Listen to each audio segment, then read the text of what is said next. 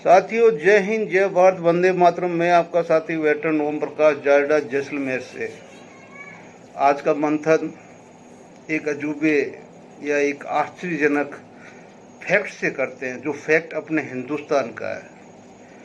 मैं यहाँ कोई कौम मज़हब की बात नहीं कर रहा हूँ, लेकिन इस हिंदुस्तान में जब भी कोई सरकारी अस्पताल में बच्चा पैदा होता है या गांव में होता है, जहाँ भी पैदा होता है, जैसे ही उसका जन्म प्रमाण पत्र बन जाता है, जन्म प्रमाण पत्र, और वो जन्म प्रमाण पत्र बनते ही जैसे ही वो भारत की जनसंख्या के अंदर ऐड हो जाता है, उसी समय वो भारत के सब हितों का अधिकारी हो जाता है। उसका पहला हित है कि जब जितना करोड़ अरब भारत पे कर्जा है, उस कर्जे का वो हकदार बन जाता है। जब भी डिवाइडेशन होगा, कल पैदा हुआ है, आज रजिस्ट्रेशन हो गया और वो जनसंख्या में शामिल हो गया, तो वो बच्चा है जो अगर भारत के अंदर प्रति व्यक्ति आय तो उसकी आएगी नहीं, आय उसकी जीरो है, लेकिन प्रति व्यक्ति आय में उसको शामिल कर दी जाएगी उस बच्चे को, लेकिन आय उसकी है नहीं। और जो कर्जा है हमारा, चाहे विदेशी ऋण है चाहे कोई ऋण है, जितना भी भारत पे कर्जा है, तो प्रति व्यक्ति जो कर्जा आता है वो भी उस बच्चे के ऊपर उसी दिन थोप दिया जाता है। आय नील, कर्जा कुछ न कुछ है। तो अब आप सोच लीजिए, इस देश में पैदा ही हम कर्जे में होते हैं, तो नफ़ा तो दूर की बात है। फिर हम बड़े होते हैं, चाहे किसान हो, मजदूर हो, कोई भी हो, पढ़ाते हैं, लिखाते हैं, सब कुछ ही है। और वो जब किस्मत से नौकरी मिल गई तो बेचारा नौकरी करेगा, टैक्स चुकाएगा कैसे भी करके, और वो कर्जे को उतारने की कोशिश करेगा देश की। यानी कि जो ये जितने भी मध्यम वर्ग है वो टैक्स के माध्यम से करेंगे, और बाकी जो गरीब लोग हैं वो जो आपने लगा रखा बाजार का टैक्स, सेल टैक्स हो गया, वो टैक्स हो गया, जीएसटी हो गया, उसके माध्यम से जो पैसे वो कमाएगा, दिन में चाहे 20 कमाएगा तो 10 टैक्स में दे देगा वो सामान लेते टाइम, तो उसके माध्यम से आपको व्यापारी के वर्ग की तरफ से आपको मिल जाएगा। यानी कि हर एक से आपने लेना है, उसको देना क्या है, वो तो मालिक ने देना है। तो ये तो मैं क्यों बोल रहा हूँ कि अब हमारी स्थिति ऐसी हो गई है कि देने के नाम पे सरकार के पास अपने पास कुछ है नहीं, अभी है ही नहीं कुछ, तो अब देगी क्या। वन रैंक पेंशन के लिए अब सिविलियंस भी खड़े हो रहे हैं। 20 मार्च 2024 में दिल्ली हाई कोर्ट का फैसला हो चुका है, सही है, और उसमें बिल्कुल कहा है कि जितने भी केंद्रीय कर्मचारी है उनको सभी कोई आज की दर के हिसाब से जो ओआरओपी मिलती है सैनिकों को, उसी हिसाब से उनका भी पेमेंट है जो सेटलमेंट किया जाए। तो वो गवर्नमेंट कैसे देगी, क्या देगी। तत्कालीन 2009 में ये सुप्रीम कोर्ट ने पास किया था, तब सरकार ने 8 में पास किया था, सरकार ने अपोज किया था और सुप्रीम कोर्ट ने मान लिया था। तब सिर्फ सैनिकों पे ये लागू किया गया था कि उनको मिलेगी, बाकी को नहीं मिलेगी। अब भाइयों, हम सैनिक हैं, हमको अच्छी तरह से पता है कि अभी 3300 दिन मेजर जनरल सतवी साहब ने मनाया, केक काट लिया, सब कुछ हो गया, और ये सब कुछ होने के बाद में भी मतलब आज जंतर मंतर पे उनका धरना चल रहा है। आपकी ओआरओपी का एक धरना चल रहा है, ऑफिशियली चल रहा है। और जो जंतर मंतर में जो अपना 14 महीने का चला था, अब बोले इतना रिकॉर्ड किसी ने तोड़ा नहीं। भाई साहब, कैसे नहीं तोड़ा। सांकेतिक धरना आपका भी था, आपका भी सांकेतिक धरना था, तो 3-4 आदमी आपके बैठे थे, और जो बाहर वाले आते थे चले जाते थे। ऐसे ही इनका 4-5 आदमी दिल्ली इनके बैठते हैं, ठीक है ना, और जब इनकी मर्जी होती है तब ये कॉल करते हैं, लोग आते हैं चले जाते हैं। अब आप ये सोचिए कि इनके पास में आने वाले सैनिक आपकी संख्या में ज़्यादा है। ज़्यादा कैसे है कि जिसको लीड कर रहे हैं सतवीर साहब, तो जितनी भी एक तो ऑफिसर लॉबी है वो टोटली इनके साथ में है। फिर जितने आपके जवान जेसीओ जो लीग में शामिल है, लीग में जो करियप्पा साहब की बनाई हुई है, फील्ड मार्शल करियप्पा, वो शामिल है, वो भी सारे इसी के अंदर है। फिर उसके बाद में हम आगे बढ़ते हैं तो जो अभी सैनिक प्रकोष्ठ बनाए हैं, चाहे कांग्रेस के हैं और चाहे बीजेपी के हैं, वो भी इसी के अंदर है, वो भी इनके साथ में ही है। बेसिक पार्टियां अलग है लेकिन आंदोलन के साथ में, आपके साथ में न तो कांग्रेस का प्रकोष्ठ का बंदा आएगा जंतर मंतर पे, न बीजेपी का जो परिषद का आएगा। जो बीजेपी का परिषद कहते हैं उसको, संघ का एक हिस्सा है, जो सैनिक प्रकोष्ठ है वो अलग है, और संघ का जैसे लीग है वैसे ही बीजेपी का एक पूर्व सैनिक परिषद है जो संघ के द्वारा खड़ी की गई है। किसके द्वारा? आरएसएस के द्वारा। उसके अंदर बहुत ज़्यादा जेसीओ है, वो भी आपके साथ नहीं आएंगे। अब आप बचे कितने हो, कितने बचे हो भाई? फिर इसमें जो नए नौजवान है, पेंशन आए, घर चलता नहीं, वो ड्यूटी पे खड़े हैं, कुछ खाट में पड़े हुए हैं, इलाज करवा रहे हैं, कुछ मेरी तरह सांस ले रहे हैं, छोड़ रहे हैं, दिमाग काम नहीं करता तो बैठ के वीडियो बना रहे हैं, आपके सामने भेज रहे हैं ये। अब इस फैक्ट में कहीं गलत हो तो मुझे आप वहाँ से 4 गाली दे के लिखो इसके अंदर कि साला तो झूठ बोल रहा है। तो इस तरह का जो रायता फैला हुआ है, ठीक है ना, उसी के बीच में कुछ हमारे एजुकेटेड अपने जो वीडियो वाले जो डेली ही कुछ न कुछ आपके अकाउंट में डलवा देते हैं, जबकि उनको देखते हुए मेरे को 8 साल हो गया है। 8 साल में वो कम से कम कितने लाख उनके व्यूवर हो गए हैं, लेकिन उन व्यूवरों के अकाउंट में 1 रुपया नहीं आया जो उन्होंने वीडियो बनाया, लेकिन उनके सब्सक्राइबर जरूर बन गए। मैं नहीं बोलता हूँ कि मेरे सब्सक्राइब बनो, तो अच्छी बात है, ये कोई बनता भी नहीं है, बहुत अच्छी बात है, और बनना भी नहीं। संदेश को गहरे से सुनना, आगे बढ़ाना, और वो कदम मत उठाना जो कदम हमें आगे कोई उसका परिणाम नहीं मिलने वाला है। क्यों? कि अब ये क्लियर हो गया है कि चलो पिछले साल साबका संघर्ष कमेटी तरन तारण ने शुरू किया, कोई शक नहीं है। उसके बाद में एफईए ने भी साथ दिया, 3-4 महीना एफईए बना, उसने भी चलाया। बाकी हर स्टेट से भी 15-15 लोग आए, उन्होंने सबका साथ है उसमें।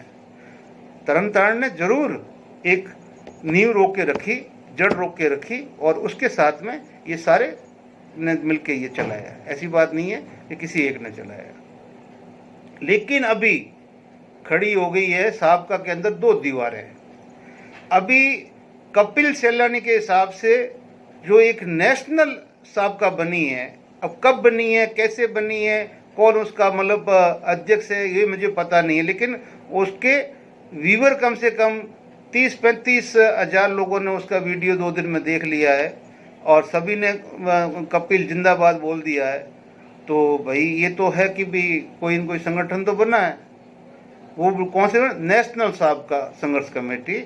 और वो जो पंजाब वाली रहेगी वो रहेगी तरन तारण की साबका संघर्ष, एक तहसील किया, वो भी डिस्ट्रिक्ट बन गया तो डिस्ट्रिक्ट की रहेगी। अब यहाँ पर कपिल आगे आके बोलता है इसके हवाले से कि जो नेशनल साबका संघर्ष कमेटी के स्पोक्समैन भी नलिन का नाम भी लिया जा रहा है, और नलिन के हवाले से कहा जा रहा है कि भाई नेशनल साबका संघर्ष कमेटी कोई धरना स्टार्ट नहीं करेगी। जब नेशनल नहीं करेगी तो बाकी तो मुझे तो कोई संगठन लगता नहीं है कि जो करेगा। अब रह गया एफईए। अब हम एफईए में आते हैं तो हमारा तो चुनाव के समय से लेके अभी तक कुछ न कुछ मंथन चल ही रहा है। ऐसा नहीं है कि हम स्टेटों से, उनके अध्यक्षों से, सबसे मिलके हम आगे बढ़ रहे। गवर्नमेंट के साथ भी हम टचअप में वैसे ही है। हमारा उद्देश्य सीधा है कि सबसे पहले गवर्नमेंट को पूरा मौका देना है कि गवर्नमेंट बाद में ये न बोले कि भाई यार हम शायद कुछ कर देते, शायद कुछ कर देते।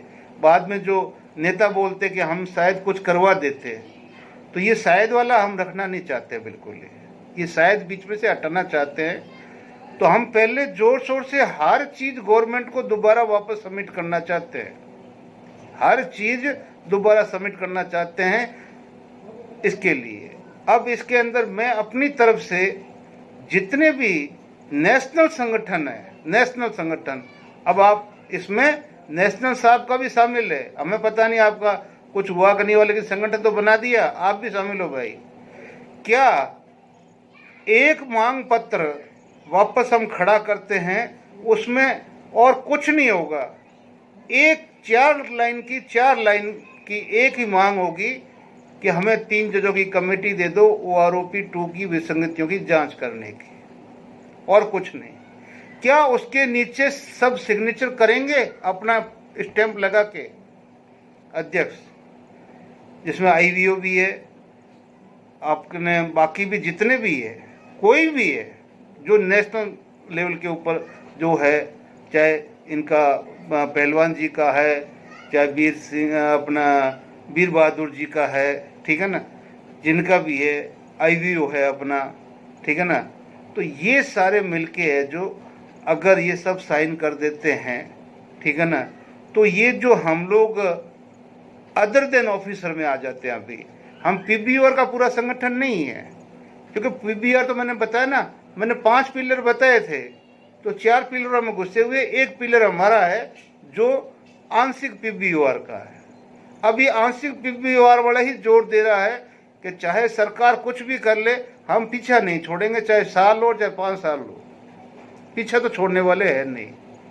तो अगर सब साथ में हैं तो हम 4 लाइन का ही एक राष्ट्रपति और उनको अपना प्रधानमंत्री, रक्षा मंत्री और सबको देना चाहते हैं, और उसमें हम चाहते हैं कि आप सारे के सारे सिग्नेचर करें, और कम से कम एक बात का हमारा समर्थन कर दें कि आप सभी उसके ऊपर स्टैम्प लगा साइन करें कि हमारे को 3 जजों की कमेटी दे दो। अगर इसमें जो हमारा को साथ नहीं देना चाहता है तो कृपया वो है जो कमेंट में उस जो भी संगठन है उसका सेक्रेटरी अध्यक्ष लिख दे कि भाई हम ये नहीं कर सकते, हम ये नहीं करेंगे, तो एफए को हो जाएगा भी हमारे साथ में ये भी नहीं है। यानी कि जो एक आंशिक पीबीआर के संगठन है उसके अंदर भी, क्योंकि जो हमने दिग्गज वीरांगना महासंघ इसीलिए बनाया था, लेकिन हुआ क्या, कुछ नहीं हुआ। क्यों कि इच्छा शक्ति नहीं थी, सिर्फ वो वाला था। हमने 8-10 दिन कर लिया, उसमें भी रोल तो पूरा एफए का ही था। हाँ, हम वो रोल के बाद में भी चाहते थे कि इसका दिग्गज वीरांगना महासंघ का ही नाम और इसको लेके आगे बढ़े, लेकिन जब उनके जो हमने नेशनल कोऑर्डिनेटर बनाए थे, उन्होंने 6 तारीख को जो मीटिंग हुई थी जयपुर में, उसके बाद में एक स्टेटमेंट लोकली किसी बंदे को या कैसे भी किधर भी उन्होंने अपना खुद का पर्सनल ओपिनियन दे के पहुँचा दिया ऊपर तक कि भाई ये हमारी तरफ से डिसॉल्व है, कुछ नहीं है, दिग्गज वीरांगना संघ में आज के बाद में मैं कुछ नहीं हूँ। जबकि उनको वीडियो बना के डालना चाहिए कि भाई मुझे बनाया था, मैं नहीं संभाल सकता, कोई संभालता है तो आ जाओ, और नहीं संभालता है तो ये काउंसिल भंग और ये भी भंग। लेकिन ऐसा आपने नहीं किया। मैं नेशनल कोऑर्डिनेटर साहब को बोल रहा हूँ कि उनसे अपने दिग्गज वीरांगना महासंघ ये आपको एक मानवता के हिसाब से कर देना चाहिए था, अभी भी आप कर सकते हो। और दूसरे इस ऑप्शन में हम आ सकते हैं कि अभी भी हमें जो 5-7 संगठन जो नेशनल संगठन है वो हम 4 लाइन का एक अल्टीमेटम गवर्नमेंट को दे के भी दे रहे हो, नहीं तो फिर अब ये अपना वापस हम अपने जंतर मंतर पे पहुंचे। लेकिन अब उसमें आप सहमत हो, हम आपसे इसमें सिर्फ आपको आने के लिए नहीं कह रहे हैं कि जंतर मंतर पे आप आइए। एफई को जाना होगा तो एफई पहले सबसे पहले अपने जितने भी एफई के खुद के घटक है उनकी परमिशन लेगा। वो घटक सब परमिशन का लेटर देंगे तो ही हम जाएंगे। एक संगठन भी हमारा पीछे रह गया, हम आगे नहीं बढ़ेंगे। क्यों कि जो हमारा वो एक भाई चिल्लाता रहता है 35 लाख 7 लाख माताएं बहनें, आज तो बोल रहे हैं कि हमने तो वो माता बहनों से चंदा नहीं लिया। तो किसने ले लिया भाई माता बहनों से चंदा? वो गोपाल बोल रहा वो, लेकिन साथ में वो सुबेदार मैत्री बोल रहा अपना, क्या बोल रहा, आप ही का ट्रेजरर पहले का 20 फरवरी वाला, वो क्या बोल रहा है? तो वो ये बोल रहा है कि खोल के बोल रहा है, पूरे ग्रुप में बोल रहा है कि गोपाल जी की लड़की के माध्यम से साउथ साइड के अंदर पूरा चंदा इकट्ठा हुआ है। उसका आप भंग कीजिए, सुखदेव को जवाब दीजिए। वो ओपनली बोल रहा है, ठीक है ना, वो भेद पे भेद खोले जा रहा है आपका, तो आप लोग उस पर अगर गलत है तो उसको गलत साबित कीजिए। अगला छाती ठोक के बोल रहा है कि किस तरह से बुक प्रिंट हुई, किस तरह से वहाँ चंदा इकट्ठा हुआ, वो पैसा कहाँ गया, किस तरह से चेकों का पैसा बैंकों में गया पटियाला की, और वो वहाँ से निकला, वो कहाँ चला गया, ठीक है ना। अब फिर आओगे हमारी तरफ घूम के, तो बैंक के अंदर पड़ा हुआ, बैंकर चेक बना के पड़ा हुआ, कहीं नहीं गया है, उधर ही पड़ा हुआ है, बिल्कुल टिप टॉप है, बिल्कुल टिप टॉप। और सेना के लिए ही है, पूर्व सैनिकों के लिए ही है, उन्हीं पे खर्च होगा, ठीक है ना। तो अब अगर भाई ऐसा है कि एक बोलन का भाई एक चुनाव बाहर नहीं फोड़ सकता, तो ऐसा नहीं, हम तो अभी भी बोल रहे हैं कि आंदोलन की आवश्यकता है, 100% है। अगर सरकार हमारी बात बिल्कुल नहीं सुनती है, अगले आने वाले में 2 महीने के अंदर, तो आप है जो ये बरसात निकालिए, बरसात के बाद में बैठ जाइए। क्योंकि साबका संघर्ष कमेटी की तरह हम इतने तो बहादुर है नहीं, मुझे लगता है तो अभी भी चलो भाई, कोई मना नहीं कर रहा है, लेकिन हम चाहते हैं कि पहले जो मैंने एक ऑप्शन दिया है कि भाई आप 4 लाइन के ऊपर क्या, बाकी जो मैंने बोला ना 5 स्तंभ में से 4 स्तंभ तो चलेंगे, जो आपके आएंगे नहीं, जो एक स्तंभ है इसमें भी जो फाड़ है, वो लोग क्या ये 4 लाइन पे साइन करने के लिए सहमत है कि भी 3 जजों की कमेटी जो मांग रहे हैं, हम लोग को सही मांग रहे हैं, हमारे को ये दे दो और इसको जांच करवा दो, 1 साल के अंदर जो भी है हम जो चुप हो जाएंगे, हम गलत है तो हमें छोड़ दो, सही है तो हमें दिला दो। इसमें क्या साइन करेंगे आप? और नहीं करेंगे तो फिर FE अपना सोचेगा, साहब का नेशनल अपना सोचेगा, साहब का तरन तारण अपना सोचेगा। लेकिन जो तरन तारण साहब का ने जब से बोला कि भाई हमारे ये बंदे निष्कासित है, उनका अभी तक कोई फीडबैक हिंदुस्तान में तो कहीं गया नहीं है, न ऑफिशियली उन्होंने कोई ऐसा अनाउंसमेंट हुआ है, उनका कोई अंदरूनी कोई हुआ है तो किसी को पता नहीं है। तो ये भी एक भ्रम जाल में फंसे हुए हैं। कहने का मतलब है कि आज ही मुझे किसी अपना प्रकोष्ठ में 4 आदमी ने बोला है कि आप 10-10 मिनट में वीडियो बनाते हो। भाई 24 घंटे में एक वीडियो बनाता हूँ और सही बात बोलता हूँ, किसी को नहीं बोलता हूँ कि आप मुझे जो उसमें लाइक भी करो, उसमें आप घंटा भी बजाओ और मेरे को घंटा बजा कर मेरे को है जो सब्सक्राइब करो। करने वाले कर देते हैं, ठीक है ना। और मैं एक सच मंथन के माध्यम से एक चीज़ रखता हूँ कि हालात ये है, सोचना सबको है, अकेली बुद्धि किसी की काम नहीं करती है, विचार तो सबको करना पड़ेगा, तब हम आगे बढ़ पाएंगे। अब मैंने आपके सामने सब कुछ खोल के रख दिया है, जो उचित लगे उस पर आगे बढ़ो, आओ मैदान बिल्कुल, स्टेज तैयार है, सब कुछ ही है, लेकिन आगे बढ़ के आपको आना पड़ेगा। जय हिंद, जय भारत, वंदे मातरम। तो भाई सबका सैनिक संघर्ष कमेटी नेशनल जंतर मंतर आंदोलन की घोषणा नहीं करेगी। हां, जो भी घोषणा करेगा, जो भी नेता है, चाहे वो जो फौजियों की पार्टी हो, जय जवान जय किसान, या कोई दूसरा संगठन हो, कोई भी संगठन हो, हम उसका साथ देंगे। पर हम साथ देंगे 1 हफ्ता जब आंदोलन चलते हुए हो गया जंतर मंतर पे, तब उसका साथ देंगे। मीडिया से, सारी चीजों से, तन से, मन से, धन से, तीनों चीज से। कोई ये नहीं कि एक दिन का आंदोलन करके अपने घर पे आ जाएगा, नहीं। और इसमें भी मैं खास ये दरखास्त करना चाहूंगा कि एक ही कमेटी आंदोलन की घोषणा करे, एक ही कमेटी। उसके बाद में उस कमेटी का को अपर हमने करना है, ऊपर हमने करना है, और जंतर मंतर पे ही एक छोटा सा संयुक्त मोर्चा, बड़ा संयुक्त। साथियों, मैं एक पोस्टर से सिद्ध करना चाहता हूं कि ये एक पोस्टर है और ये अपने मतलब कि भाई कपिल की वीडियो का ही है। और भाई साहब ने एक बहुत बड़ा अच्छी बात कही है कि किसी हमारे ही यूट्यूब के साथी सैनिक ने बोला था कि हमारा 14 महीने का आंदोलन असफल हो गया, और वो असफल की वजह से उन्होंने ये वीडियो बनाया था। लेकिन उसके साथ ही साथ उन्होंने एक चीज़ और जोड़ दी है कि वो ये जोड़ी है कि भी अब आने वाला जो जंतर मंतर पे जो आंदोलन होगा वो है जो नेशनल साबका संघर्ष कमेटी नहीं करेगी। अब ये नेशनल साबका संघर्ष कमेटी कब बनी, कैसे बनी, किसने बनाई, कौन अध्यक्ष है, कौन उपाध्यक्ष है, कौन सचिव है, कौन स्पोक्समैन है, कितने संगठन उनके अंदर है, क्या है, ये अभी तक पत्ते खुले नहीं हैं। लेकिन जब मैंने ये फ़ोटो इकट्ठा देखा तो मैं समझ गया कि ये सारे मेरे ख्याल से नेशनल साबका संघर्ष कमेटी के पदाधिकारी हैं जो इस फ़ोटो के अंदर है। मुझे उम्मीद है कि ये जल्दी ही एक एक करके सामने आएंगे और सब कपिल की तरह ही अपना व्यू रखेंगे, क्योंकि कपिल तो अभी अकेला पड़ गया बिल्कुल ही, इसका साथ देने के लिए भी कोई नहीं है, जबकि ये डेली 2-3 वीडियो आपको जगाने के लिए कर रहा है। Thank you. जय हिंद, जय भारत।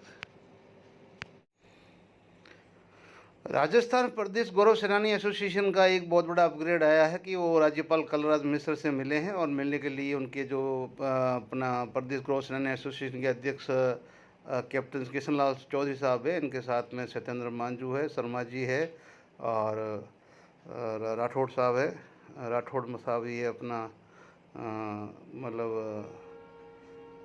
हमारे ये सुविधा राठौड़ नहीं, दूसरे राठौड़ है जो यंग एज के अपने पेंशनियर है।